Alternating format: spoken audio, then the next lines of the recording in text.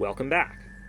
When I started the channel back in March, my handicap was 5.4, and it's been an up and down golf season in front of the camera, with my index bottoming out at 9.0 and stuck at 8.5 as recently as 2 weeks ago. But if you've been watching, you've seen that I've played some pretty decent rounds lately, and today after playing UBC from the tips, it came down to a 6.2. So let's go through it. You'll notice throughout this round that the ball just isn't traveling like it normally does.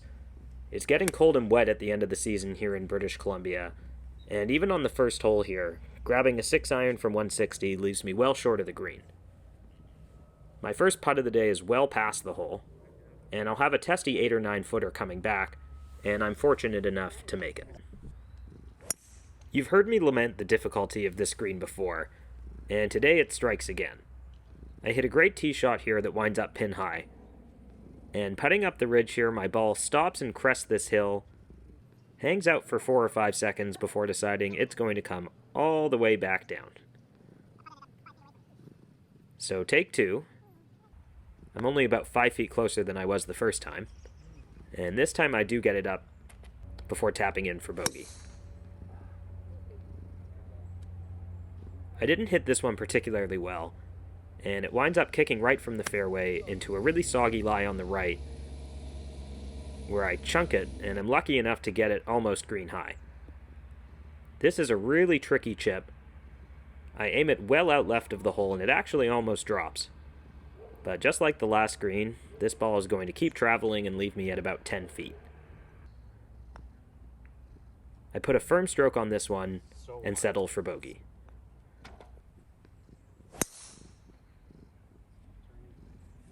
This tee box has the ball a bit above my feet, and I draw this one and am lucky that it stays alive. And I thin this forward coming up the hill, but nonetheless I'll have a wedge in here. It's imperative to leave this one below the hole, and I managed to do that. And uphill it's a relatively straightforward 2-putt par. This is a good drive here. It draws around the corner, and I'll have just a short iron in. But that's a pure hosel rocket, and the mistakes start to compound here. I chunk that lob wedge, and I get all of this one, but still leave it quite a bit short of the green. And this is a real pivotal point of the day. Every stroke matters on the card, so even this putt for double matters. And I'm happy to escape with not a triple bogey when I kind of deserved one. This is a horrible shot here off the tee that's going to cost me another stroke.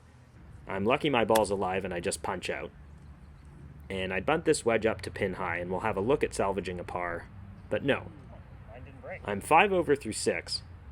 And this is the type of round where you could really let it get away with that rough start. But I'm committed here to continuing to play some decent golf. And I start by calming my nerves by making a testy 4-footer here for par on 7. I've noticed lately that when I try to rip it driver hard, I tend to catch it high on the face and not get much out of it. And that's exactly what I do here on 8. You can see the pond next to me on the fairway here. Like I said, the ball's not traveling too much right now. That's a decent wedge here, although it winds up quite a bit shorter than I thought it would. And another knee knocker here, and it's a good omen that those have been going in so far today. That's a great drive here on 9 as the weather starts to clear. And this one was right on line, but pitches and stops about a foot short of the green. But I do manage to get away with another par here. So like I said, it was a somewhat frustrating front 9, going 5 over through 6. But I've got some momentum going after making pars on 7, 8, and 9. And basically save for the blow-up hole on 5, I didn't hate the way I was playing on the front. And I really appreciate all the support I've had from you guys. It's inspired me to continue making content throughout the winter south of the border. Stay tuned for more on that. The back 9 starts with a good drive here on 10. And I have to confess that on my second shot here, I was actually trying to split the gap you see in the trees on the right. I missed with the pull draw, but that left me in a decent position. This green runs hard away, And I landed at a pace short of the green intentionally, but it pitched and stopped right there. And my first putt is a bit aggressive, and once again, the golf gods are giving us all of the knee knockers so far.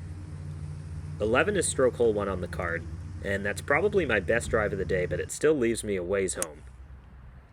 But this is a great hybrid coming up the hill. It too pitches and stops right at the front of the green.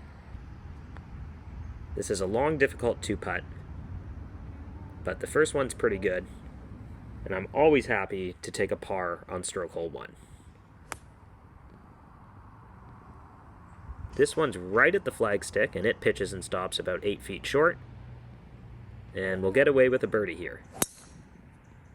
13 is basically the mirror hole to 11, and this drive wasn't hit quite as well, and once again I'll have a hybrid in. This one starts at the middle of the green and draws off to the left.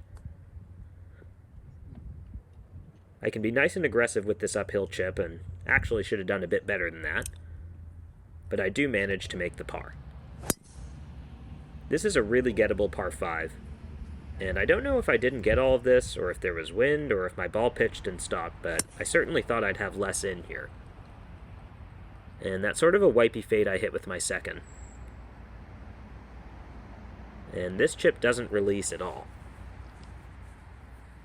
And not that I'll ever complain with the putt for birdie, but this is the type of hole where there's lots of easy birdies to be made.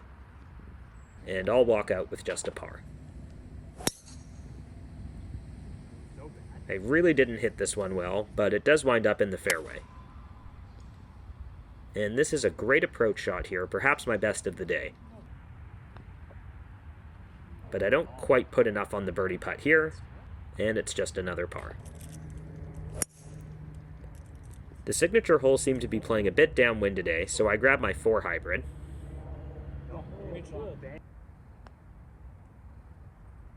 And that's my first real brain fart putt of the day. I leave it a good 6 or 7 feet short, and don't manage to make the par putt. This is the perfect drive on 17, drawing around the corner, and it will leave me with just 100 in.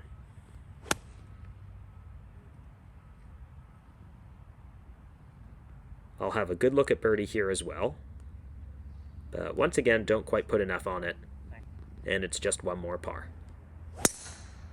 18 demands a good drive, and most people would probably play this as a fade, but my reliable driver shape is a draw. And save for the shank on the front 9, that's my worst iron shot of the day. And I'm trying to get cute pitching towards this tucked pin and leave it short. And now I'm stuck bumping one that will leave me 8 or 9 feet for bogey. But I make it. So like I said, today's 6.5 differential brought my cap down to a 6.2. And going through this, I'm pretty happy that after being 5 over through 6, I was only 1 over for the remaining 12 holes. It was a really tidy back 9, save for the 3-putt on 16 and the bogey on 18. And if you've stuck it out this far in the video, let it be known I will be south of the border soon, and hooking up with the playa-in-chief himself to get some great content your way.